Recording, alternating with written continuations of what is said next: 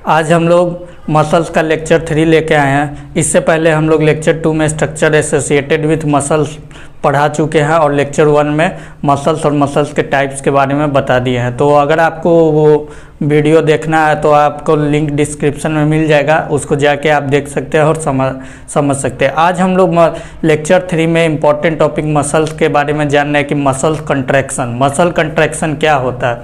तो सबसे पहले हम लोग समझते हैं मसल कंट्रैक्शन कैसे होता है। तो जैसे कोई भी अगर हेवी ऑब्जेक्ट को हम उठाते हैं, लिफ्ट करते हैं, तो अगर कोई भी हेवी ऑब्जेक्ट को लिफ्ट करते हैं तो क्या मसल में एक टेंशन प्रोड्यूस होता है और वो टेंशन प्रोड्यूस होता है और मसल का जो फाइबर होता है या तो उसमें लेंथनिंग होता है या उसमें शॉर्टनिंग होता है।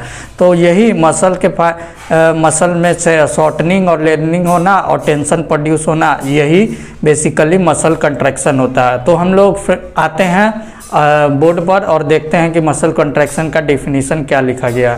तो सबसे पहले देख लीजिए कि मसल कंट्रैक्शन का डेफिनेशन लिखे हैं। Muscles contraction is developed by shortening, tightening and lengthening of muscles. मतलब जो मसल कंट्रैक्शन है ये शॉर्टनिंग, टाइटनिंग या लेंथनिंग ऑफ मसल्स के शॉर्टनिंग, टाइटनिंग और लेंथनिंग होने पर कंट्रैक्शन होता है। कब? जब भी आप कोई हेवी ऑब्जेक्ट को लिफ्ट करते हैं या कोई अदर एक्टिविटी करते हैं तो मसल्स में कंट्रैक्शन होता है। समझ गया? अब एक बात और याद रखिएगा कि मसल कंट्रैक्ट करता है तो उसके साथ रिलैक्सेशन भी होता है। तो दूसरा पॉइंट वही है कि muscle contraction is often followed by muscle relaxation. तो अब हम लोग इस पे गौर करते हैं कि मसल रिलैक्सेशन क्या है मसल रिलैक्सेशन। तो बताते हैं मसल रिलैक्सेशन क्या है। मसल रिलैक्सेशन की अगर आप हेवी ऑब्जेक्ट को लिफ्ट कर दिए, जब तक लोड था आपके आर्म में और मसल से उस लोड को उठा रहा था उस समय उसमें कंट्रैक्शन था। लेकिन जैसे ही आप हेवी ऑब्जेक्ट को रख देते हैं और अपने हैंड को फ्री करते हैं, इफ़ एक्सेप्ट ग्रेविटी का भी काम होता है एंड मसल पर कुछ ना कुछ ग्रेविटेशनल फोर्स भी लगता है। तो ग्रेविटी को छोड़ते हुए हम लोग बात करते हैं कि अगर हम लोग सिंपली कोई ऑब्जेक्ट को उठाए और फिर रख दिए तो रखने के बाद क्या होता है, मसल जो होता है अपने ओरिजिनल पोजीशन और ओरिजिनल स्टेट में आ जाता है। तो इसी स्टेट को मसल रिलैक्सेशन कहते हैं। तो देख लीजिए यहाँ पर लिखे हैं बस एक लाइन में कि व्हेन कंट्रैक्टेड मसल, यानी जब भी कोई हेवी ऑब्जेक्ट को लिफ्ट किया और मसल कंट्रैक्टेड था वो नॉर्मल स्टेट में चला गया, रिलैक्स हो गया, इसी को कहते हैं मसल रिलैक्सेशन। अब हम लोग बात करते हैं types of muscle contraction. Muscle contraction के टाइप को जानना बहुत ज़रूरी है क्योंकि इसका बहुत ही इम्पोर्टेंट रोल है। आगे अगर आप इस रिलेटेड आप अगर फिजियोथेरेपी से हैं तो इसका जानना बहुत ज़रूरी है कि कौन से टाइप का कंट्रैक्शन होता है मसल्स में। इस टाइप का कंट्रैक्शन के बारे में पता कर पाएंगे तभी आप किसी डिजॉर्डर को, मसल के डिजॉर्डर को ठीक कर सकते हैं और इसका नॉलेज बहुत अच्छा से रहेगा तो आपको ये चीज़ को ठीक करने में और इसका ट्रीटमेंट देने में इजी होगा। तो दोनों पर्पस से, पढ़ाई के पर्पस से, ऊपर से ये एग्ज़ाम के लिए भी इम्पोर्टेंट है। तो ये दोनों पर्पस को देखते हुए हम लोग चलते हैं टाइप्स ऑफ मसल कंट्रैक्शन का। एक बात ज़रूर कहना चाहता हूँ कि हर एक वीडियो को आप देखिए और स्टेप बाय स्टेप समझिए ताकि हर एक बात आपको क्लियर हो जाए, ताकि आगे दिक्कत नहीं हो पाए। अब आते हैं हम लोग अपने टॉपिक पे। तो देख लीजिए आइसोमेट्रिक कंट्रैक्शन और आइसोटोनिक कंट्रैक्शन, ये दो टाइप होता है। एक आइसोमेट्रिक होता है, एक आइसोटोनिक होता है। आइसोमेट्रिक और आइसोटोनिक कंट्रैक्शन में कुछ डिफरेंसेज है जिसको हम लोग समझते हैं। तो वो डिफरेंसेस क्या क्या है देखते हैं पहले। तो सबसे पहले देख लीजिए contraction of muscles without any movement producing A rotation of the joint. कहने का मतलब कि ये contraction of muscle without any movement, यानी कि मसल कंट्रैक्ट कर रहा है लेकिन आपके जॉइंट में कोई मूवमेंट नहीं हो रहा है। जैसे हम अभी मसल को कंट्रैक्ट करने के लिए हम जोर लगा। देखिए जोर लगाने के बाद क्या हुआ, हाथ में थोड़ा सा वाइब्रेशन भी आ रहा है।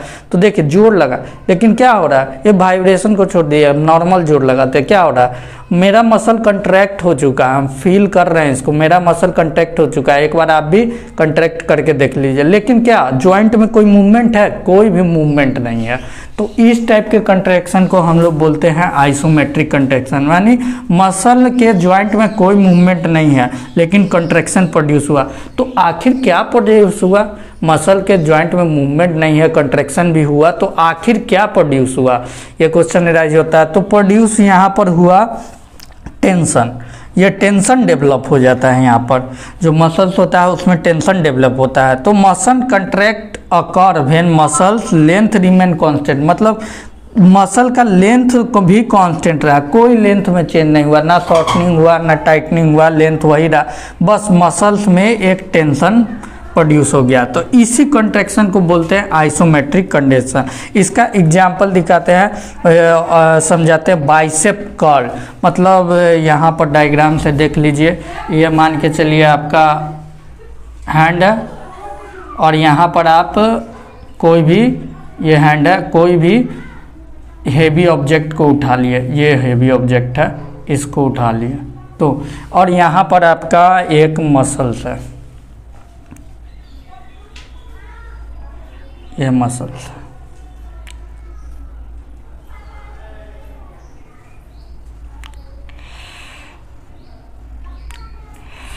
तो अब हेवी ऑब्जेक्ट को उठाए, तो हेवी ऑब्जेक्ट को उठा के लिफ्ट नहीं करना है, बस इसको होल्ड करके रखना है, मतलब इसको बस होल्ड करके रखना है। और यहाँ पर जो टेंशन मसल्स में डेवलप होगा, यहाँ पर जो मसल फाइबर में जो टेंशन डेवलप होगा, जो टेंशन डेवलप होगा, ये मसल फाइबर में, ये आपका हो गया आइसोमेट्रिक। सिर्फ टेंशन डिफरेंस, ना शॉर्टनिंग हुआ है ना लेंथनिंग हुआ है मसल्स में, सिर्फ मसल्स में टेंशन डेवलप हो गया है। तो इसको बोलते हैं आइसोमेट्रिक कंट्रैक्शन। ये बाइसेप मसल का बाइसेप्स कर्ल, मतलब कर्ल किया तब हुआ, या holding heavy load in static position, इस हेवी लोड को स्टैटिक पोजीशन में रखे ये, या बहुत भारी ऑब्जेक्ट जैसे कि कोई कार को धकेलना चाह रहे तो शुरू में आप उसको धकेल नहीं पाइएगा, शुरू में थोड़ा जोर लगाना पड़ता है तब जाके मोशन आता है। तो उस समय जब धकेलते हैं तो उस समय भी आपके बॉडी मसल्स में जो टेंशन क्रिएट होता है उसको आइसोमेट्रिक कंट्रैक्शन कहते हैं। एग्जाम्पल है while trying to lift too heavy object to move by elbow flexor muscle, जो एल्बो फ्लेक्सर मसल है उसमें आइसोमेट्रिक कंट्रैक्शन हो जाएगा। अब हम लोग बात करते हैं दूसरे पॉइंट पर, आइसोटोनिक कंट्रैक्शन पर। एक मिनट फ्रेंड्स, एक बार मैं साइड हो जाता हूं ताकि आप लोग इसको अच्छे तरीके से देख के स्क्रीनशॉट लेके इसको लिख लीजिएगा, बाद में मैं नोट्स दे दूंगा आपको, तब तक आप ये सब चीज़ पॉइंट को लिख लीजिएगा, ठीक है। तो आते हैं टॉपिक पे।